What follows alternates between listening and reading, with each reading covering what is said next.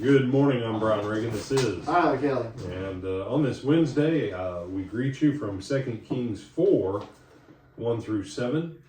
A little bit of a glitch in some timing, so we did miss a few days last week and a couple days this week, but we should be good to go for the next few weeks.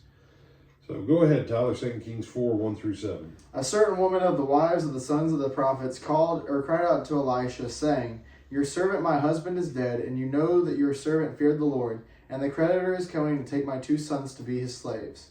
So Elisha said to her, What shall I do for you? Tell me, what do you have in the house? And she said, Your maidservant has nothing in the house but a jar of oil. Then he said, Go, borrow vessels from everywhere, from all your neighbors. Empty vessels, do not gather just a few.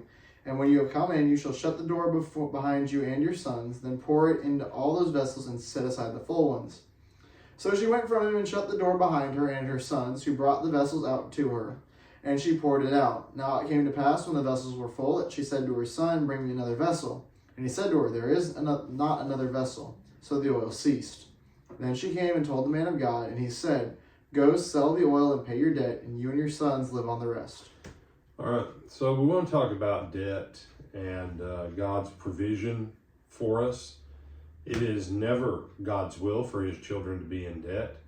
Yet we go to church sometimes and we're told that debt is okay in certain instances. Yet here we have the story of a woman that her husband was among the prophets, and he died, left her in debt, such debt that her sons were going to be taken away as slaves for the creditors and sold as property. So the prophet of God, Elisha, tells her what to do. And one of the things I would say to us in America is start going through what you own.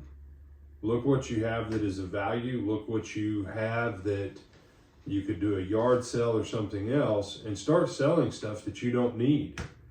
Start taking out of your abundance that you have, start selling it and start paying off debt. Okay? But the point here in this passage, from where we're seeing it, is that God can provide finances, God can provide means and resources and opportunities for your debt to be paid. Now, Tyler's not shaking his head no. He's just seeing if the rocks are still rattling inside of his noggin. No, it's in my neck, not my noggin. Oh, yeah. Close enough. Close enough. So, when you are in a place of debt, the first thing to do is to seek God and start to meditate on his word and all these different things that we've looked at in relation to finances, and to start to see what God has done in the past for others, what God can do for you. If he's done it for others, he can do it for you. You're not so special. All right? Say, God wouldn't do it. Well, why wouldn't he do it for you? Well, I'm not that person back then. Well, she wasn't much of anything until she sought God, was she? So, just something to think about. Other thoughts, my brother? No, sir. With that, I'm Brian Reagan. This is Tyler Kelly. And Tyler, when do we hope to see him again? Tonight at 7 o'clock at the Lake Butler Church of Christ in Lake Butler, Florida, where we'll be continuing our study on the Christian and dealing with worldliness. All right. And tonight's adult class is Brother Greg Edwards, one of our deacons, and he's going to touch on the topic of modesty. Oh boy, so much fun. So come, give your feedback in the thread, and we can ask your questions to Brother Greg. Till then.